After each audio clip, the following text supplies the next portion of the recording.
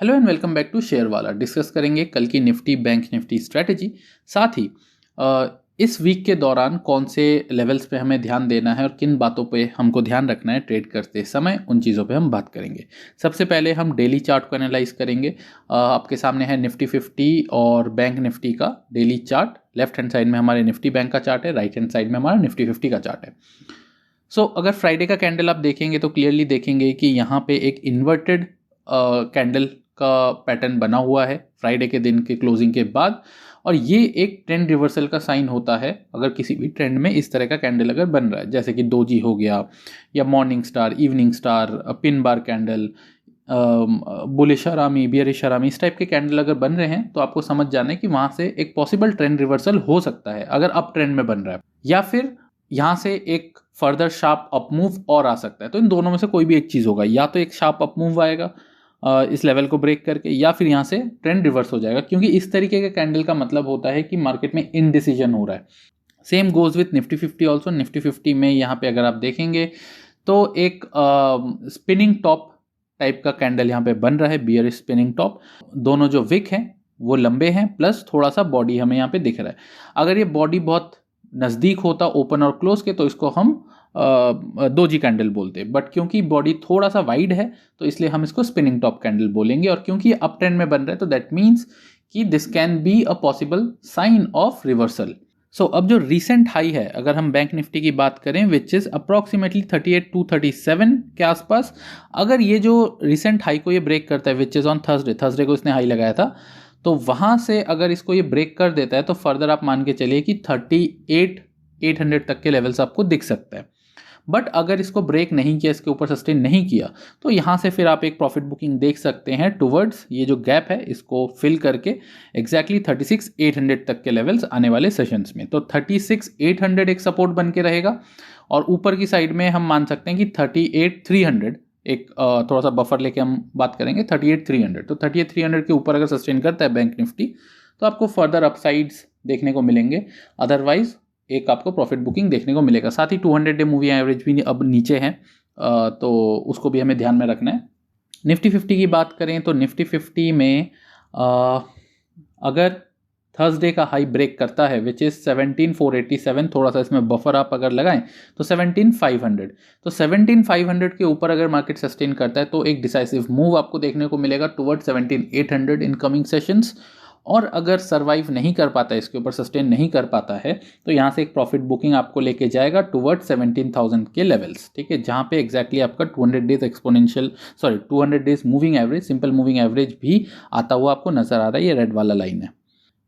फिलहाल के लिए MACD और RSI दोनों में ही पॉजिटिव है, बट MACD में एक आपको बार्स जो है वो फेड होते हुए नजर आएंगे, बट कंप्लीटली अभी तक बियरिश जोन में नहीं गया है MACD, और same goes with RSI also. तो अगर डेली चार्ट की बात करें तो मेरा ये मानना है कि शायद यहाँ से एक पॉसिबल रिट्रेसमेंट आना चाहिए, या आए तो ज़्यादा बेटर है, एंड देन उसके बाद ऊपर जाए तो ज़्यादा बेटर है।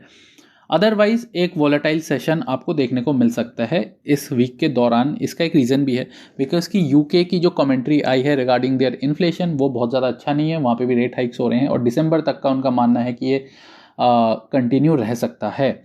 सो ये एक नेगेटिव पॉइंट है। और दूसरा तो जैसा आप जानते हैं चाइना ताइवान वॉर, उसमें अगर कोई अपकमिंग नेगेटिव न्यूज़ आता है तो मार्केट को इम्पैक्ट करेगा, जैसे हमने थर्सडे को देखा। एक बात आई कि थर्सडे को कि चाइना ने जो है मिसाइल फायर कर दिया है, और उसके चलते मार्केट में एक ज़बरदस्त गिरावट हमें देखने को मिला। ऑल्दो न्यूज़ उतना ज़्यादा इम्पैक्टफुल नहीं था, लेकिन मार्केट को ये समझते समझते थोड़ा टाइम लगा, तब तक काफ़ी गिरा था, और देन उसके बाद वहाँ से एक शार्प रिकवरी भी हमें देखने को मिला। सो इंट्राडे पे क्या लेवल्स होंगे कल के दिन, मंडे के दिन, तो वो हम देख लेते हैं एक बार।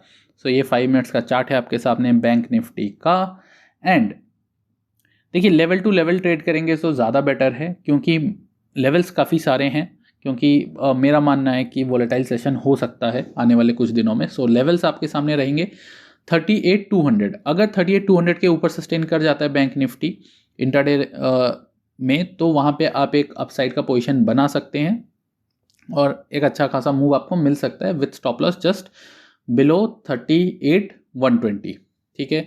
डाउन साइड में अगर 38 120 या 125 के आसपास अगर एक रिवर्सल कैंडल बनता है या 38,200 के आसपास कोई रिवर्सल कैंडल बनता है तो वहाँ से आप एक शॉर्टिंग का पोजीशन बना सकते हैं with stop loss just above this level and target towards the next support zone which is 37,800।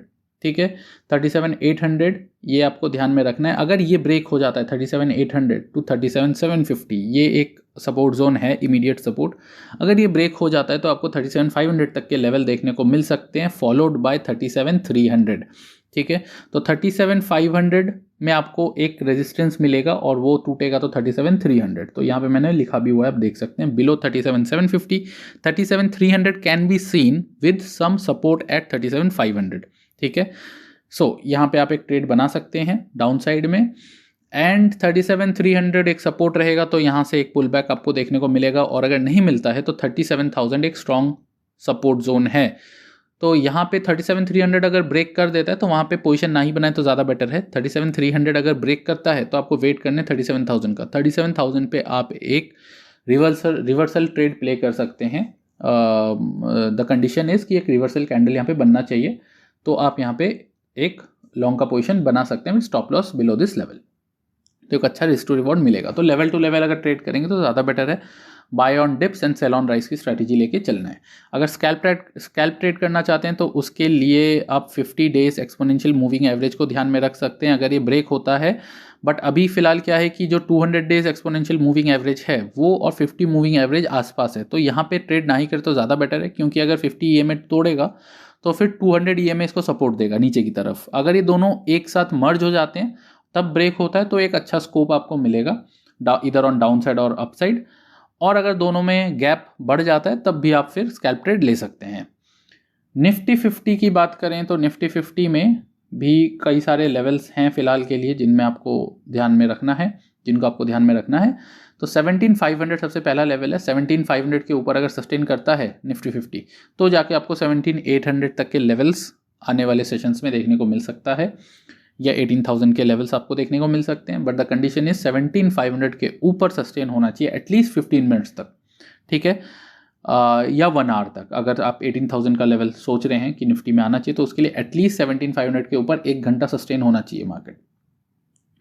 Now 17,500 के इधर अगर आता है कल के दिन और यहाँ पे अगर एक रिवर्सल कैंडल बनाता है लाइक डोजी और समथिंग, तो यहाँ से फिर आपको एक सेलिंग प्रेशर जनरेट होता हुआ दिखेगा towards the next support zone which is 37,350 to 37,300, और बिलो 37,350 थोड़ा बहुत और आपको सेलिंग प्रेशर देखने को मिलेगा टुवर्ड्स 17,200। 17,200 एक सपोर्ट की तरह एक्ट करेगा। ठीक है, और यहाँ से एक पॉसिबल पुल बैक हो सकता है, तो यहाँ पे भी आप एक पुल बैक ट्रेड प्ले कर सकते हैं। डाउन साइड में 17,200 के टूटने के बाद जो नेक्स्ट सपोर्ट जोन है वो है 17,000, और 17,000 एक स्ट्रॉन्ग सपोर्ट जोन है। अगर इनकेस इसके आसपास आपको मिलता है तो यहाँ से आप एक लॉन्ग का पोजीशन बना सकते हैं, या BTST या 1-2 दिन के लिए होल्ड भी कर सकते हैं। 17,000 का लेवल ये आप ध्यान में रखिए। लेकिन एक चीज़ है कि ये जो लेवल्स टूटेंगे, अगर ये टूटते हैं तो ये न्यूज़ बेस्ड नहीं होना चाहिए। ठीक है, अगर कोई भी लेवल ब्रेक होता है वो न्यूज़ बेस्ड नहीं होना चाहिए, क्योंकि आपको पता है न्यूज़ बेस्ड जब भी कोई लेवल ब्रेक होता है तो उसमें एक तो वो बहुत तेज़ी से ब्रेक होता है, दूसरा उसमें वापस से रिट्रेस होने के चांसेस बहुत ज़्यादा रहते हैं।